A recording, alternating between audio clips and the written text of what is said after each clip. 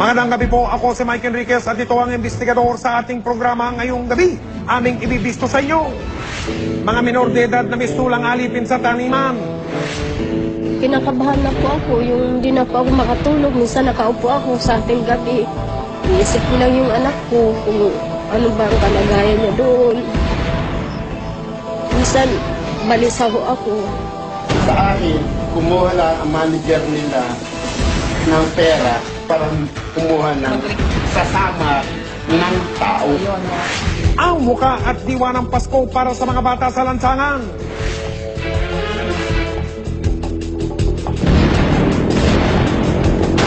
Nag-iip mo pa magsasabi ko.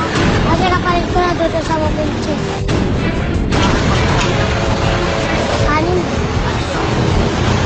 Kanin sa kasabaw. Wala na palang uwian. At ang batang ikinadena ng sarili niyang ina, kamusta na nga ba?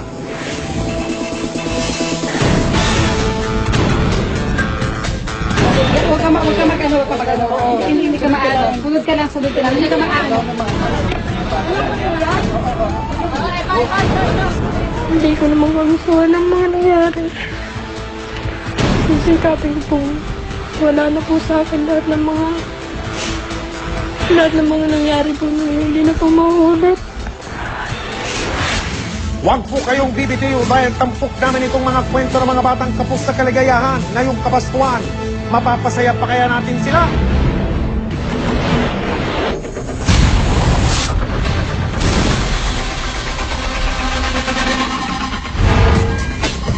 Sa mga lansangan ng Metro Manila, naglipa na ang mga batang nagkakaroling.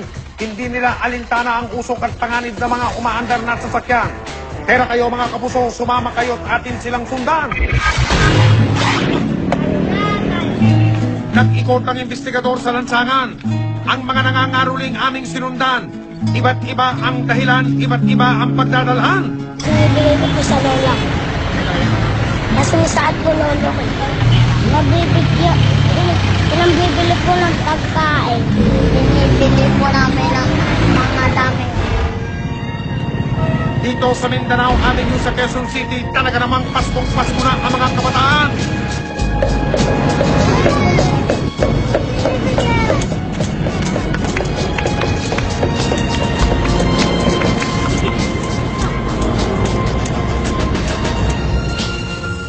Paghinto ng mga sasakyan, halagtira sa kantahan.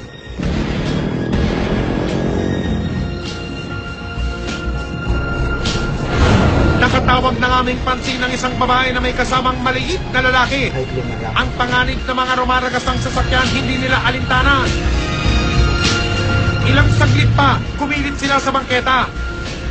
Apat pala silang magkakasama. Ito at may bunga na ang perang kanilang nakolekta. Dito naman sa kahabaan ng Araneta, wala rin ipinag-iba. Ang mga bata masisipag sa magkanta. Pero matumal ang kwarta. Kaya pagdaing aginaldo na lang ang pinagsaluhan nila.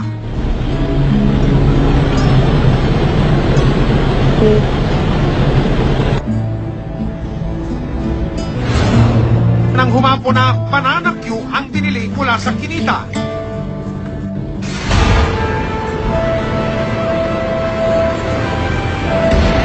Dito naman sa palengke ng Alabang, tahon na may pangregalong balot at butas sa gitna ang tinig ng mga bagets. Nang hihingi ng pamasko sa mga dumadaan. Sa isang gilid, nakuha na namin ang paggawa nila ng props para sa kanilang performance. Kinagabihan, binalikan namin ang mga bagets. Kaya para sa gilid na kumpukan, gumawa ng sugalan. Karakus na ang libangan. Maya-maya tila magsusuntukan pa.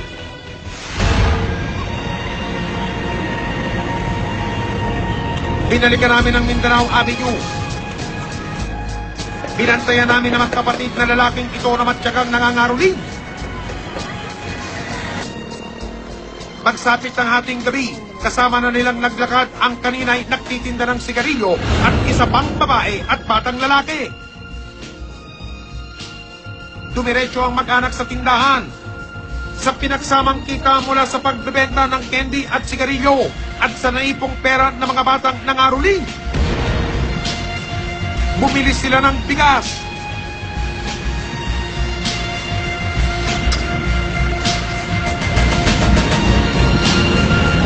Sa Agham Road, marami ang nangangaruling. Karaniwan na sa mga intersection at mga traffic light.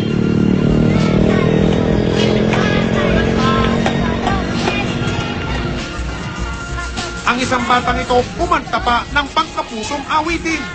Amay, pagmamahal mo'y ibig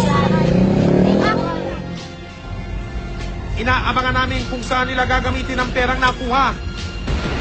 Ang dalawang grupo ng mga bata parehong ipinangsugal ang mga baryang na kolekta. Sa Pitmaso naman sa Cubao, iba ang style ng mga bata. Umaakyat sa mga jeep at nagbibigay ng envelope sa mga pasahero at saka kakanta ng awiting pamasko.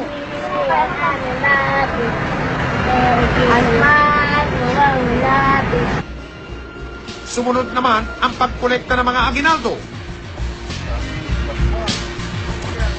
Pagbaba ng jeep, ang barya ay sa alkansya at dumidiretso.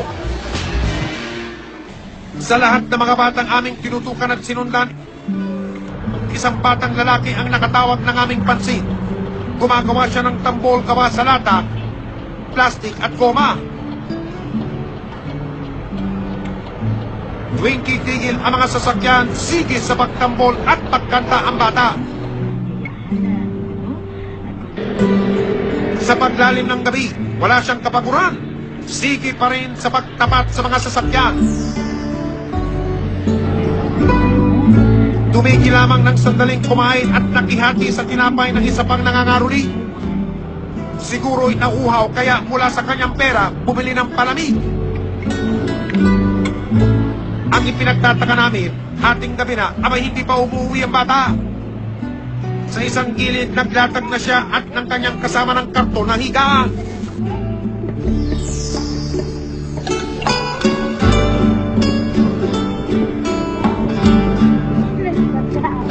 Wala na palang uwian. Binalikan namin siya kinabukasan. Eto at nangangaruling na naman.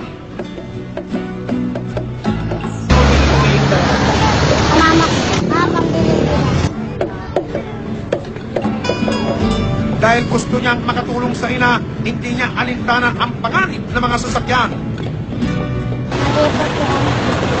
Nag-iit mo pa masasagot din siya. Kasi kapalit ko na doon sa probinsya. Kapag nagutom, sa nakolektang pera siya kumukuha. Ang katumbas ng maghapong pagod, tongting laman para sa sikmurang kumakalam.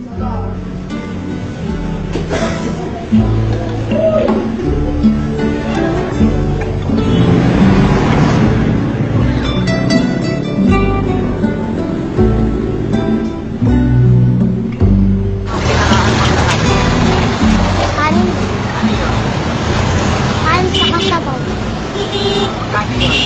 Sete.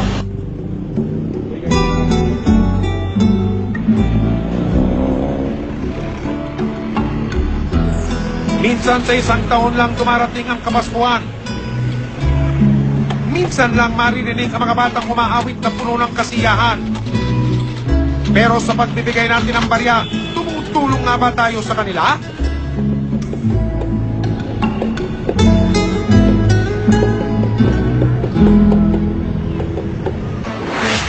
Susunod, batang minaltrato.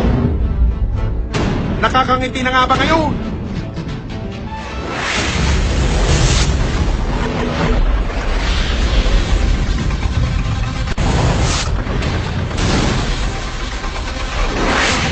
Mga kapuso, naalala niyo pa ba si Jepoy? 4 na taong gulang pa lang, pasan na ang daigdig, kinadena at dinagana ng sakong bigas habang ang ina niya nasa pasugalan. Ngayon, sa bago niyang tahanan, amin siyang binisita at kinamusta. Inilapit sa investigador ang malupit na sinapit ni Jepoy, hindi niya tunay na pangalan. Sa edad na 4 na taon, kalbaryo na ang inabot ng bata. Yung kalabog, yung untog ng ulo ng bata sa dingding, iyakan, bugbog, pagpapalo. Yun ang madalas araw-araw. Takas sa katawan niya ang baksik ng pasakit. Tagtag siya ng peklat. Nakagtapos ang mga paa na parang hayop. At ang mabigat, may nakapatong na sako ng bigas sa kanyang likod. Ang inan ng kanilang tahanan, bida, kasugalan. Alas ko po. Mula umaga talagang naririnig ko ron talagang yung pananakit sa bata. Yung palo, boom. Halos wala na ako marinig na iyak eh. Kumbaga manhid na yung bata, manhid na yung katawan ng bata. Sanay na sa bugbog eh, araw-araw. Habang ang mga kapatid ni Jepoy nakikipaglaro sa ibang mga bata. Nagsama na kami ng mga social worker at opisyal ng barangay nang balikan namin si Jepoy.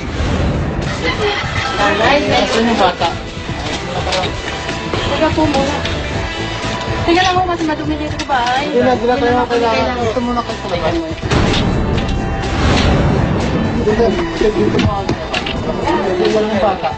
Huwag ka mag-ano.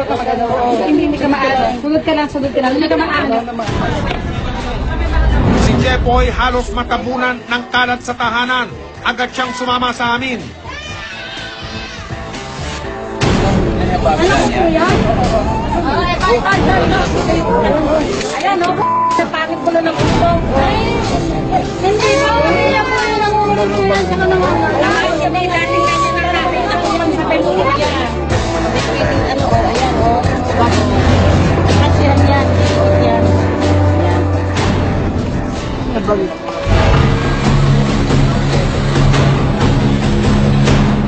Binigyan lunas ang mga sugat ni Jepoy. Masakit? Masakit ang ulo mo? Ito, masakit to?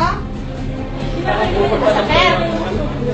Wala na siya, kailangan yan general check-up, i-refer natin kasi ipa-blood test siya. Sinong may gawa niyan? Sinong sumakit sa'yo? Sinong nagsugat? Hindi naman inasahan ng ama ang kanyang nadatnan.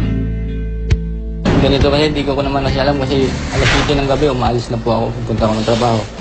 Alis kami mga madaling araw, alas 3. Kasi doon ako natutulog sa amo namin eh. Kaya stay ako mga alas 7. Alas 3 alis na kami. Pag-uwi ko alas 5, uwi ako umaya. Tapos kinubukasan ulit. Pag-gabi na naman alas 7, balik na naman ako. Hindi naman lang naisip Ano mo kasi alam eh. dalhin mo lang ninyo sa doktor. O, ayan, may center naman tayo eh. Eh, kung sa ganun po susundin ko po yung utos ng... Susundin mo, andyan na, nakatumpay na yata. Habang ang ina ni Jepoy humarap sa pulisya. Yan o, ay talaga napapalo ng asay ko yan. Talaga napapalo. Kung naman kung paso rito, ayun po talaga, ako ay mahilig sa kape. Talagang mahilig ako sa kape. Ang kainan namin dyan lang sa side namin. Dyan lang kami uupo. Lahat kami nakalupasay dyan. Kape ko dito. Ay sa kalikutan ho, matabi. Ay hindi, yun po ay napaso rito. Sa piskalya, tuluyan na siyang kinasuhan at nakulong para panagutan ang kasalanan niya sa kanyang anak.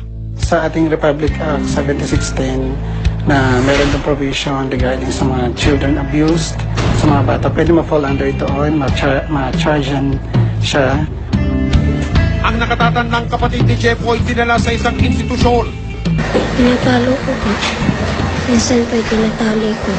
Kasi po sa hugasan po ng plato kinukuha po yung mga tira-tirang pagkain. Katatapos naman po ng kumain. Tinatanggal niya po yung tali sa paa niya. Tapos po magpupagkot na naman ng mga kaldero. Yung iba pong sugat niya minsan pagka kinukurot dito ko minsan kinukurot. Minsan pag naiinis ako, nagagalit ako, kinukurot ko rin. Ang bunsong kapatid ni Jepoy sa ama na iwan. At si Jepoy, ang home for joy ng DSWD, ang naging bagong tirahan. Susunod, ang aming munting handog kay Jepoy.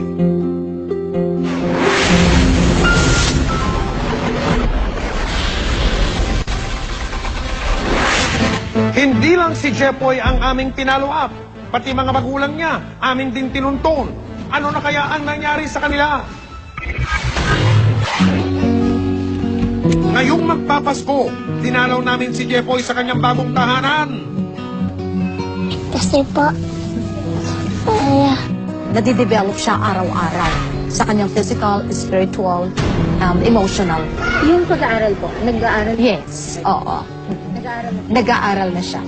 Dinala namin actually siya sa pinakamahal na dermatologist. Sabi ng doctor, maaring it will remain, pero magkakaroon din ng development. Pero yung lahat, yung mga bruises niya and everything, nawala na. Malaya na rin siyang nakapaglalaro ngayon. Magaling na siyang ngumiti. Magaling na siyang tumawa. At pati yung pakikipag-usap niya sa mga tao, ay makikita mo na talagang punong-puno na siya ng kagalakan, saya. Habang hindi pa raw handa ang ama ni Jepoy na siya'y kupkupin, sa ampunan muna siya aarugain. Maaaring hindi namin ipagkait ang pagkakataon na yun na magkapiling sila. Gagawin ng home ang lahat ng kanyang makakaya upang suportahan ang bata. Matapos ang kanyang mapait na karanasan, nakakangiti na muli si Jepoy. Samantala, ang kanyang ina nakakulong pa rin sa Tansa Municipal Jail. Tuwan, anak, saan ka man naroon. Sana, pasensyahan mo na si mama. Hindi ko naman kagustuhan ang mga nangyari. Sisikapin pong wala na po sa akin lahat ng mga nangyari po niya. Hindi na po mauulit. Dito niya pinagbabayaran ang ginawa niya sa kanyang anak. Kung mapapatunayan ng korte na siya ay nagkasala, maaari siyang magtagal sa kulungan ng mula 6 na taon hanggang habang buhay. Sinubukan namin hanapin ang ama ni Jepoy pero hindi namin siya natakbuhan. Ako na po ditong naiwan sa bahay niya. Wala man sila. Ayon sa ina ni Jepoy, hindi na sila nakikita. Kahit nga yung pinakasama ko meron na rin daw kasama sa ngayon. Kaya kahit kung gusto ko mang makita, wala akong magagawa. Nabisita na rin ng tatay ni Jepoy ang bahay ang puna na kasalukuyang kumukupkup sa anak. Yung tatay, 2 beses na pumunta dito at nagdala ng bigas at mga laruan at pagkain kay Jepoy. Bilang pamaskong handog ng investigador para kay Jepoy at pati na rin sa mga bata sa ampunan, binigyan namin sila ng munting salo-salo. May mga palaro.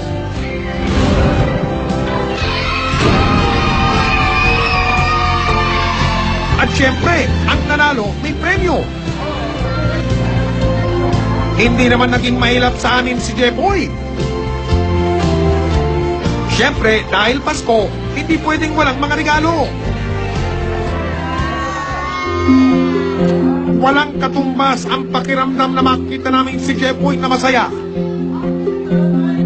Ang lahat ng kasama niya may natanggap din pabaon mula sa amin.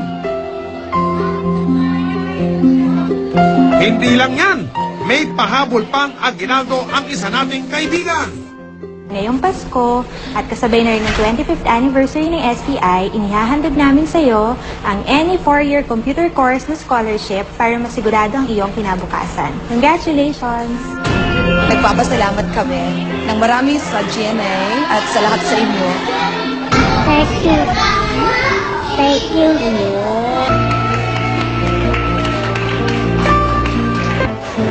Susunod, sa 1 hektaryang lupang ito, kailangan limasin na makabata ang mga tinapas na tubo.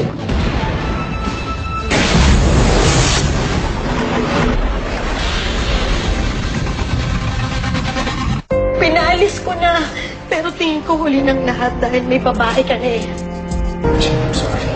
Gusto ko kayo na ulit. Hindi na kami pwede magsama ng daddy mo. Sa pagtatapos ng isang kabanata, Alam ko na mahal ka ni Mike. may ibubukas pa kayang bagong pahina sa part 2 ng pagganap ni Jolens at Martin sa kwento ng ating Dear Friend ngayong linggo sa GMA.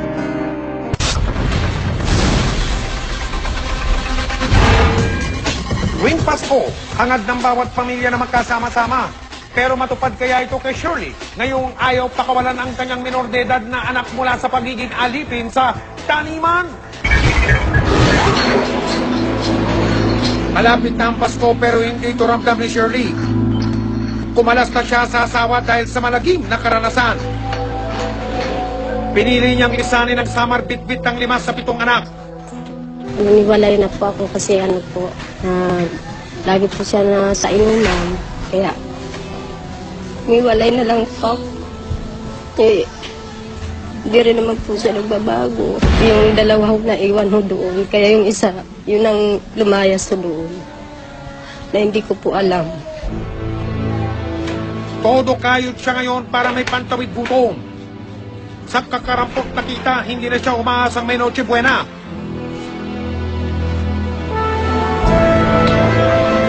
Pero hindi maalis sa isip ni Shirley ang 2 anak na naiwan sa Samar. Ano po siya, kung nakakakain ba, o maganda ba ang alagay niya doon. Lalo na nung nabalita ko nga may sinervice doon, yung lagi naisip ko baka yung na po ma-service doon dahil nga wala siyang kilala doon. Mas nag-alala siya nang mabalitang ang anak na tatawagan nating si Toto nasa Batangas na pala at nagtatrabaho bilang tapasero sa Tubuan. Kinakabahan na po ako, yung hindi na po ako makatulog. Minsan nakaupo ako sa ating gabi. Iisip ko lang yung anak ko kung ano ba ang kalagayan niya doon. Minsan balisaho ako na makatulog. Kahit ito naghuhugas ako ng buti, minsan bubitawan ko yung buti. Iniisip ko nga siya kung ano ba siya ngayon, kung nahirapan ba talaga sa ng tubo. Bulto-bulto yun na pinapasa ng bata eh. Kaya hiling ni Shirley ngayong magpapasko, mabawi sana si Toto. Mahirap daw pagkain doon. Minsan daw tuyo ang ulam. Minsan daw wala ngang ulam. Eh, wala ngang pera yun eh. Sabi ko, hindi pa kayo sinusilbuhan, hindi pa nga daw eh. Sinamahan namin si Shirley na sunduin ang anak.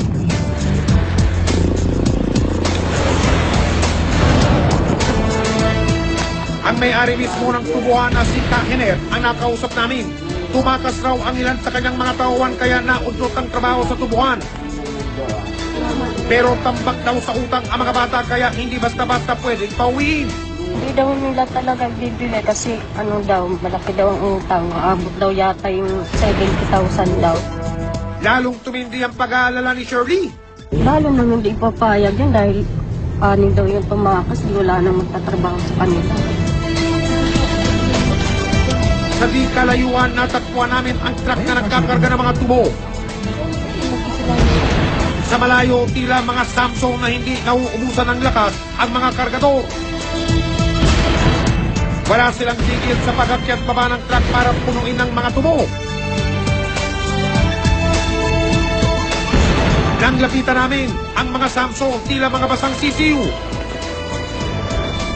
Grupo pala ito ni Toto at hindi lang siya ang minor de edad dito. Pati ang tiyahe ni Toto nakiusap na sa manager. Okay na kami tapusin niyan. Tatapusin pero yan namin. Doon na nakausap ko eh. Ang 2 punta na namin eh. Ha? Pero di nakuha sa santong dasalan ng manager. Balik sa trabaho ang mga bata.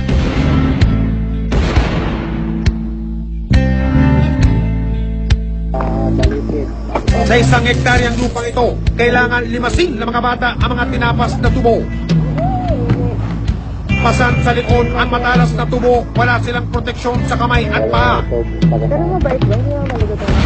Ilang kilo kaya ang pasan nilang bawat biyahe? Naku po, ito lang po ba ang tanging daan may taas na truck? Si Toto nanginginig-inig pa ang mga tuhod.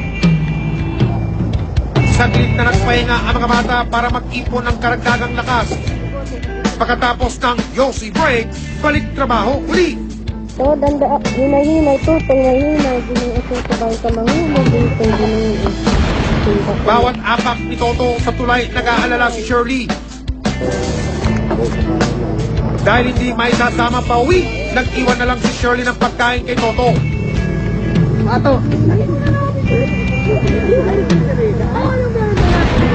Pero hindi pagkain ang hiling ng bata. gusto niyang sumama sa ina. Sa uling pagkakataon, sinubukang maisama si Toto. Pero mahigpit ang manager, kailangan daw munang bayaran ang utang. Ako po, matupad kaya ang hiling na mag-ina na muling magkasama? Susunod, bata sa tubuhan, kamusta na nga ba ang kalagayan? Hindi mama namin, hindi nagbibigay naman lang kahit, hindi naman lang nagbibigay ang amo namin kahit kumot. Yung binibigay sa amin, trapal, pang kumot.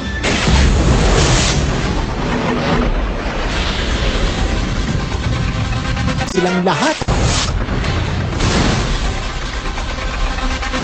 Sa gitna ng matatamis na tubo, kitang-kita ang saklap ng buhay ng mga batang nanggagapas at nagbubuhat ng tubo. Naku po mga kapuso, sa tubuhan pa kaya sila abutan ng Pasko?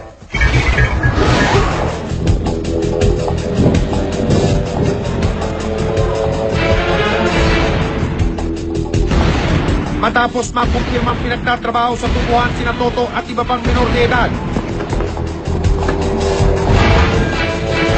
dumiretso na kami sa pulisya ng Alitagtag, Batangas para mapawi ang mga bata. Kasama ang mga kawani ng Department of Labor and Employment, DSWD at investigador, ikinasa ang pagsagip sa mga kabataan sa tubuhan. Naghati ang aming grupo, may diretso na sa tubuhan at may pupunta sa bahay ng may-ari. Sinita siya ng dole tungkol sa pagpapatrabaho ng mga minor de edad. Violation ho yun ang Republic Act 1988. So, alam ko naman yun na minor de edad. Oo, alam ko yun. Ay di kami ho naririto bilang kami ho na may patupad lang ng kung ano po, sabi naintindihan ho niya. Ako po ay napagutusan, meron ho kami inspection authority. Ako ho. Maayos naman daw ang kalagayan ng mga tauhan. Sa bakuran, matatanaw ang tinutuluyan ng mga bata. Hinanapan ng dole si KNR ng permiso sa pagkuha ng mga trabador. Magmula pa ang aking magulang, 1977, nagtutubo na kami. Wala naman ngayon lang kami naka-encounter ng ganyan. Hugas kamay si KNR. Ang dapat daw managot ay ang kanyang manager na siyang kumuha sa mga bata. Ang sumagot ang dapat manager. Manager nila ay yung tapasero. Sa akin, kumuha lang ang manager nila ng pera para kumuha ng para kumuha lang sa samar ng tao. Hindi ba dapat pananagutan niyong siguruhin na nasa edad ang lahat ng inyong mga trabador? Katwiran ni Kahiner, inabsuelto naman niya sa pagtatrabaho si Toto. Sir, hindi lang na ho si Toto may iba pang mga bata sa inyong tubuhan.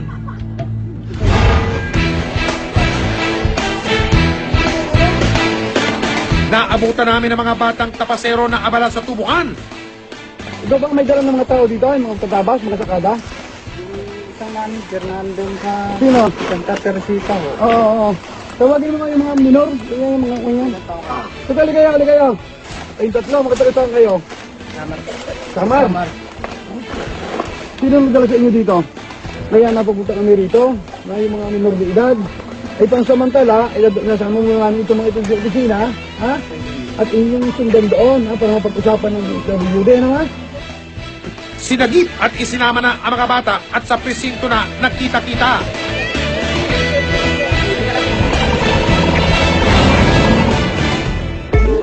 Ito ang natira sa 20 tauhan ni Kahiner na mula sa Samar. Wala silang mga rehistro sa dole. 4 sa kanila wala pa sa hustong gulang magbanat ng buto. Ha? 18 ka? Ilang, anong taon ka pinanganak? Parang hindi ka pa Parang hindi ka pa. 1999. Ha? Ano? 1989. 99? Ano? Anong year, anong birthday mo? Yung totoo, anong year ka po? Dahil Ayon sa manager, kusa raw sumama ang mga bata sa kanya. Ay sumama sila sa akin. Sabi ko, bawal yata yun. Hindi ko naman alam na bawal ang yung mga minor de edad. Gusto ko na magtrabaho dito kasi walang trabaho doon sa sa Samar. Anong ginagawa ng magulang mo? Wala. Okay na. gusto ko pumunta dito sa Manila dahil gusto ko rin makapagtrabaho ng sarili ko at makapamili ng gamit ko.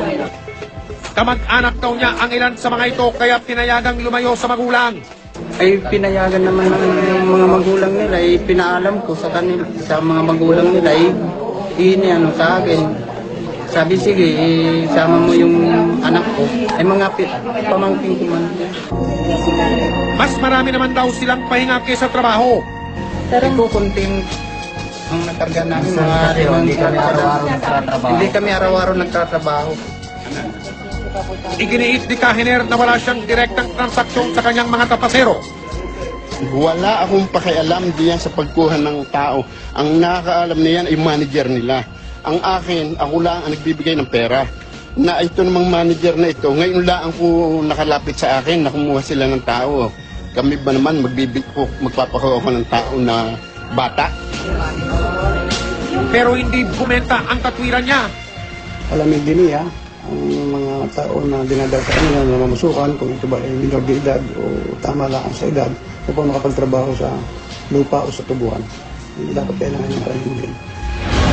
Malinaw na paglabag ito sa Republic Act 9231, ang batas na pumuprotekta sa kabataan sa mabibigat at delikadong trabaho.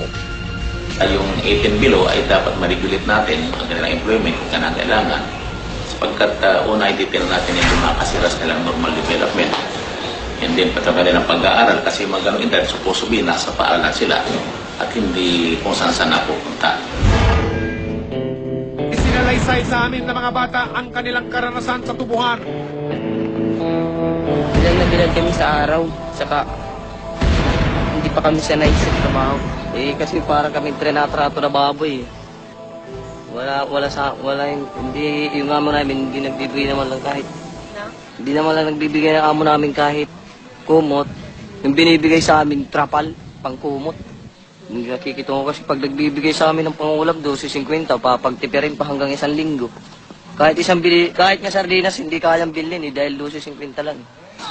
Wala raw silang sapat na proteksyon pag nagtatrabaho. May mga marka rin sila ng hirap na dinanas sa tubuhan. Lalo kasi naghulog na hiway, nag-aasa ako. Diniretso sa kamay ko. Lahat mo na. Matapos bawiin sa amo, ang dole naghanda ng munting sorpresa para sa mga nabawing kabataan. Huwag ka na waray-waray din. Huwag ka yung ulap. Dahil nalayo sila sa pamilya, ipinagdamas sa kanila ng dole ang diwa ng Pasko.